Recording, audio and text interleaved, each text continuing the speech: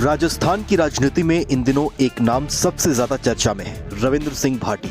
बीते साल राजस्थान में हुए विधानसभा चुनाव में भी भाटी को लोगों का साथ और समर्थन मिला, जिसका नतीजा हुआ कि रविंद्र सिंह भाटी को शिव विधानसभा सीट से निर्दलीय बड़ी जीत हासिल हुई। विधानसभा चुनाव जीतने के बाद रविंद्र सिंह भाटी ने बाड़मेर जैसलमेर लोकसभा सीट से लोकसभा चुनाव के लिए नामांकन दाखिल किया है।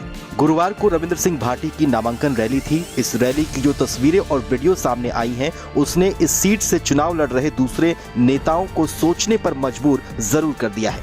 रैली में हजारों की संख्या में लोग शामिल हुए, जिसको देखते हुए बाड़मेर जैसलमेर लोकसभा सीट पर मुकाबला बेहद दिलचस्प होता हुआ नजर आ रहा है, क्योंकि इस सीट पर मुकाबला बीजेपी के मौजूदा सांसद कैलाश चौधरी, कांग्रेस के आरएलपी से आए उन्मेदा राम और निर्दलीय चुनाव लड़ रहे रविंद्र सिंह भाटी के बीच है।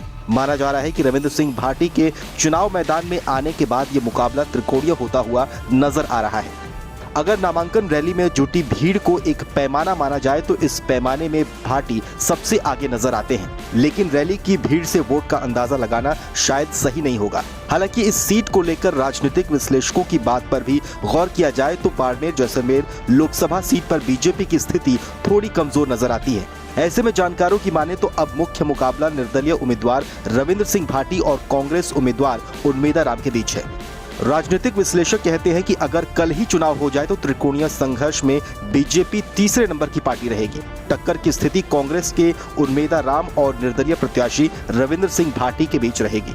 गुरुवार को रविंद्र सिंह भाटी ने अपने नामांकन के बाद कांग्रेस पर जमकर निशाना साधा।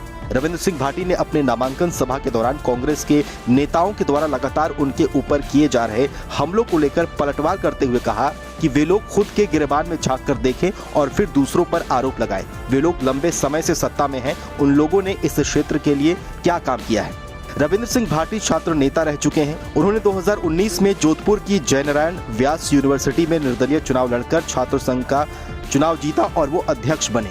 रविंद्र सिंह भाटी राजस्थान के बाड़मेर जिले के एक गांव दुघौड़ा से आते हैं। दुघौड़ा गांव भारत पाकिस्तान बॉर्डर से सटे शिव विधानसभा क्षेत्र में है, जहां से भाटी मौजूदा समय में विधायक भी हैं।